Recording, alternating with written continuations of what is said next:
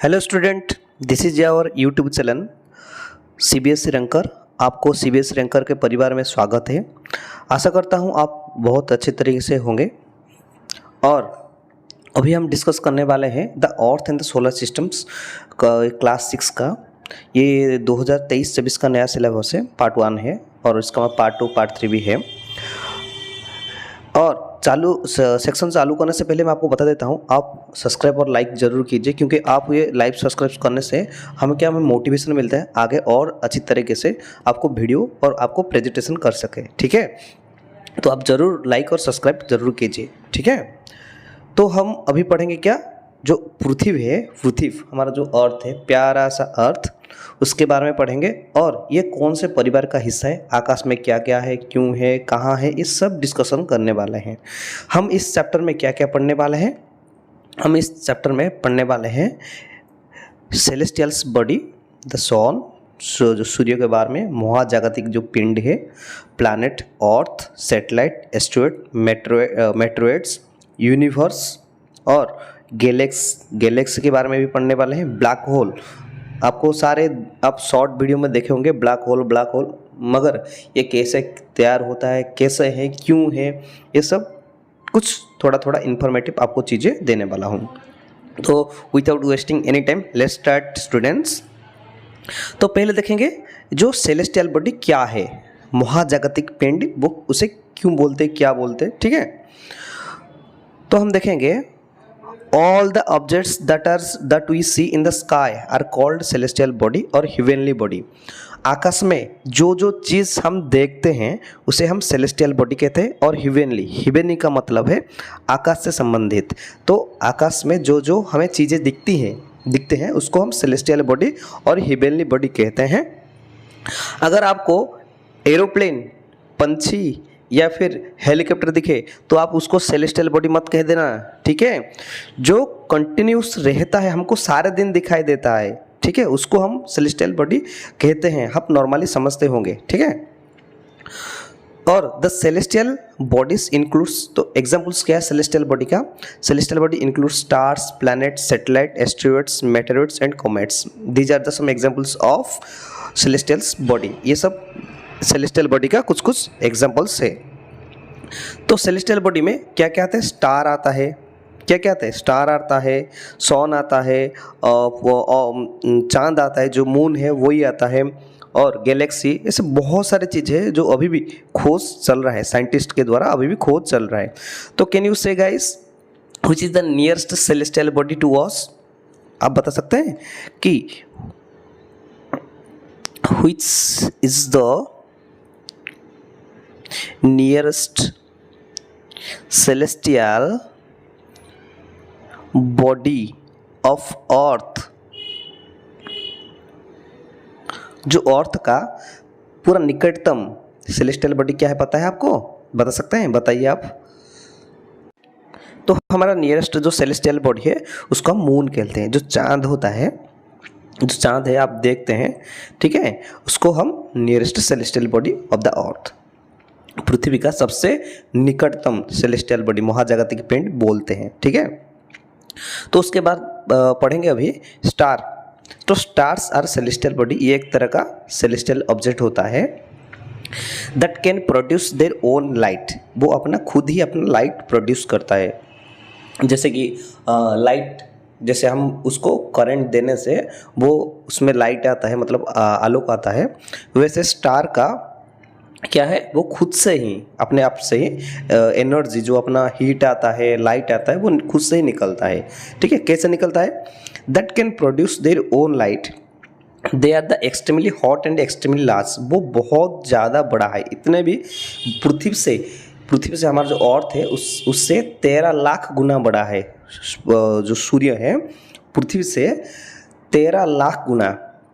ठीक है, तो they are the most made of hydrogen and with little helium in them. तो जो सूर्य, जो स्टार होते हैं, तारे होते हैं, उनमें कौन सा गैस पाया जाता है, एक तो हाइड्रोजन गैस पाया जाता है और हीलियम गैस पाया जाता है। तो वो the stars normally are made up of hydrogen gas and helium gas. The sun is also star, सूर्य भी एक तरह का स्टार ही है। The sun energy and light plane one of the key role in the sustaining of all form of life earth. तो जो सूर्य का लाइट होता है उसमें उसकी वजह से ही हमारा अर्थ में क्या है, जीवन है। अगर सूर्य लाइट नहीं देता होगा तो क्या होता, तो हमारा जो पेड़ जो पौधे हैं वो अपना खाना फोटोसिंथेसिस के वजह से खाना नहीं बना पाएंगे, और खाना नहीं होगा तो कोई जीवन भी नहीं होगा। इसलिए हम सन को क्या बोलते हैं, हम सूर्य को बोलते हैं it is the ultimate source of energy. ठीक है, इसको हम अल्टीमेट सोर्स ऑफ एनर्जी भी बोलते हैं। अल्टीमेट सोर्स ऑफ एनर्जी, ये हमको टोटली पूरा एनर्जी देता है, एनर्जी का ये सोर्स है। ठीक है, तो नेक्स्ट देखते हैं, star are present in the sky during day time. मतलब जो तारे होते हैं वो दिन में भी आकाश में होते हैं, लेकिन क्या होता है, जो सूर्य का जो प्रकाश है उसकी वजह से हमें दिखाई नहीं देता। Stars are present in the sky during day time to.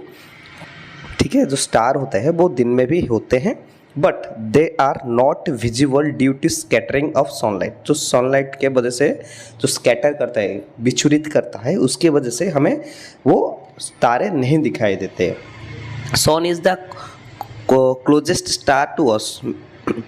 जो सूर्य है वो हमारा अर्थ से सबसे नियरेस्ट स्टार है, सबसे जो नियर वाला वो स्टार है। इन आवर स्काई, हमारे जो आकाश में सन हमसे सबसे आसपास है। There are many stars bigger than sun but situated very far from us. तो हमारा जो गैलेक्सी और जो यूनिवर्स में है, ठीक है, तो हमारे स्पेस में बहुत सारे तारे मौजूद हैं जो कि कुछ सूरज से बड़ा है और कुछ सूरज से छोटा भी है। ठीक है, तो नेक्स्ट देखते हैं क्या, कॉन्स्टलेशन। तो कॉन्स्टलेशन क्या बोलते हैं, तारामंडल इसे बोलते हैं। क्या बोलते हैं, तारामंडल। क्या बोलते हैं, तारामंडल।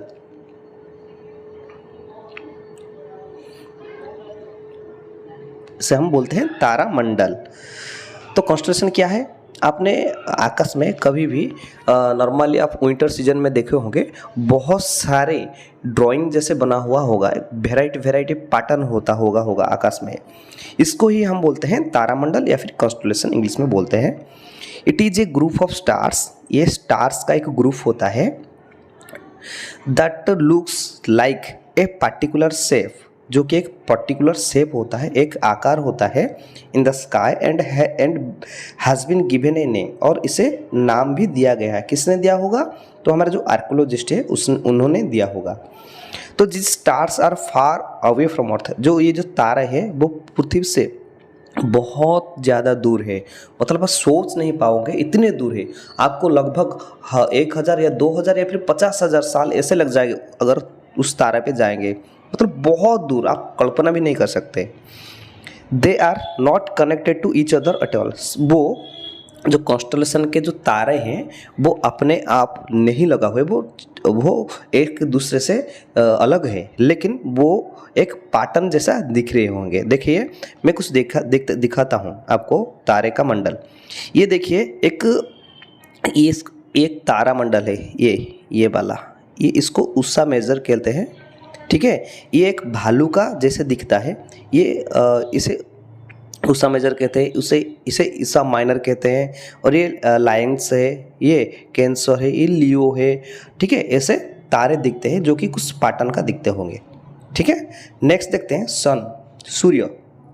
आप जानते हैं sun is the ultimate source of energy of the earth. तो पृथ्वी का जो सन है वो अल्टीमेट सोर्स है। अगर एनर्जी का सोर्स हम किसे कहेंगे, सन को ही कहेंगे। आप देखे होंगे सन को, आप मतलब naked eye, you can not see naked eye to the sun. आप सन को खाली आँख से नहीं देख सकते हैं। तो sun is the huge star present at the centre of the solar system. Sun क्या है, जो हमारा सोलर सिस्टम है उसमें उसके बीच में ही है। देखिए, आप देख सकते हैं ये हमारा सन बीच में है। ठीक है, तो पहले क्या है, ये हमारा प्यारा सा प्यारू सा अर्थ है, ये सोलर सिस्टम इसको बोलते हैं, ये टोटली को बोलते हैं सोलर सिस्टम। और उसके बीच में है सन, उसके चारों तरफ जो प्लैनेट है वो चक्कर काट रहे हैं, ठीक है। तो sun is the huge star present in the centre of the solar system. Solar system के पूरा सेंटर में है जो sun. And all 8 planets revolve around the sun. तो जो 8 ग्रह है, जो प्लैनेट्स है, 8 प्लैनेट्स, वो सूर्य के चारों तरफ चक्कर लगा रहे हैं, ठीक है। And all 8 planets revolves around the sun. It is the huge ball fire of gas. ये एक बहुत बड़ा बॉल के तरह है और फायर और आग और गैसेस से भरा हुआ है। It is formed A various type of gases like hydrogen, helium, oxygen. ये मेनली इसका मेन कंपोनेंट है हाइड्रोजन और हीलियम, ठीक है। ऑक्सीजन बहुत कम मात्रा में है, हीलियम भी कम मात्रा है, हाइड्रोजन ज़्यादा है। The sun gives us heat and light the environment and the growth of organism. जो हमारा अर्थ में जो लिविंग बींग्स है, जो भी सजीव है, उनको बढ़ने के लिए एनर्जी कौन प्रोवाइड करता है? सन हमको प्रोवाइड करता है। अगर मान लो अगर सन नहीं होगा तो क्या पृथ्वी में जीवन होगा? नहीं, पृथ्वी में जीवन संभव नहीं है without sun. The life can not be exist without sun. तो सन के बिना पृथ्वी में लाइफ नहीं बन सकता। The sun in the centre of the solar system, पता है ये centre of the solar system है। It is made of extremely hot gases. ये हॉट गैसेस से बना हुआ है। The sun is about 150 million kilometre away from the earth. तो ये जो पृथ्वी सन है वो पृथ्वी से कितना 1 मिलियन किलोमीटर, पता है ये कितना किलोमीटर है? 1 मिलियन इज इक्वल टू कितना है? 10 lakh. 1 million is equal to 10 lakh kilometre. तो 150 मिलियन कितना है? इनको 150 को आपको 10 लाख से गुणा करना है, जो आएगा इतना किलोमीटर पृथ्वी से है। और गैस क्या है? जो सूर्य है इसमें क्या है? नाभिकीय जो एटॉमिक रिएक्शन होता है, इसलिए इससे इतना एनर्जी निकलता है। हाइड्रोजन और हीलियम का जो एटॉमिक है उसमें रिएक्शन होता है इसके अंदर, इसलिए इसमें ज़्यादा एनर्जी निकलता है, ठीक है। तो आप देख सकते हैं सोलर सिस्टम ये है हमारा सन, ठीक है। ये मरकरी, ये पहली कक्षा में है, आप देख सकते हैं ये नियरेस्ट, सबसे सूरज का सबसे नियरेस्ट प्लैनेट है। उसके बाद मरकरी, उसके बाद वेनस, शुक्र है 2 नंबर का। 3 नंबर का अर्थ है, प्यारा सा अर्थ, आप देख सकते हैं ये सब सैटेलाइट से, रॉकेट है। उसके बाद अर्थ के बाद आता है मार्स, ये नीचे है मार्स, मंगल इसे कहते हैं। उसके बाद जुपिटर, सैटर्न, यूरेनस, नेपच्यून। तो ये 8 प्लैनेट्स है जो कि सोलर सिस्टम का इस परिवार में है, ठीक है। आप इसमें देख सकते हैं ये सारे, ठीक है, इसको बोलते हैं सब, ये सब जो छोटे छोटे ग्रह और है, ये पत्थर है। ये सब टुकड़ा हुआ जो छोटा जो बड़ा ग्रह था, कभी भी ये टूटा होगा तो ये छोटे छोटे टुकड़े में बटा हुआ है। इसको हम कहते हैं एस्टेरॉइड्स, ठीक है, उल्का कहते हैं। तो ये 2 ग्रह के बीच में है। कौन सा? एक है मंगल और एक जुपिटर। इन दोनों के अंदर ये एक बेल्ट की तरह हुआ है, ठीक है। ये पूरा चारों तरफ जो मंगल और बृहस्पति, मार्स और जुपिटर के बीच में एक एस्टेरॉइड बेल्ट है, ठीक है। ये आपको याद रखना है, ये क्वेश्चन भी आ सकता है, एस्टेरॉइड बेल्ट किन दोनों ग्रहों के अंदर मौजूद है। तो आप बता सकते हैं मार्स और जुपिटर के अंदर एस्टेरॉइड बेल्ट मौजूद है, ठीक है।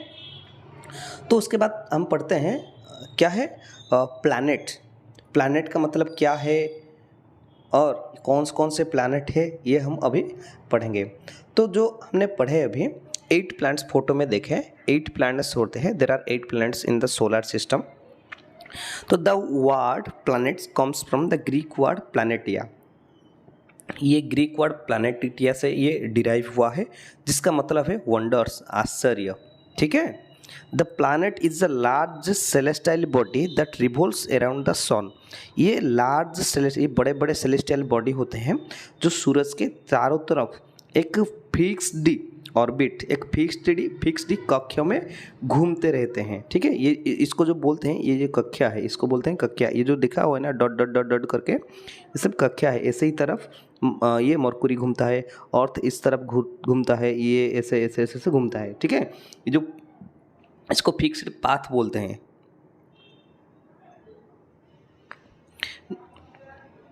ये फिक्स्ड ऑर्बिट में एक बोलते हैं, घूमते हैं।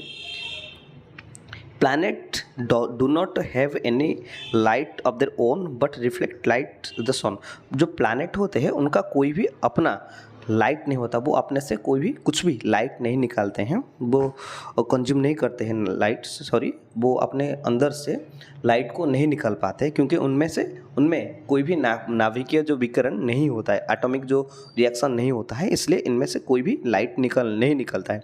तो प्लैनेट कैसे चमकते हैं? तो प्लैनेट क्या करते हैं, जो सन है उसको लाइट को रिफ्लेक्ट करते हैं, प्रतिफलन करते हैं। किसका? सन का जो लाइट है उसे प्रतिफलन करते हैं। Plant also do not twinkle like star because they are much closer to us.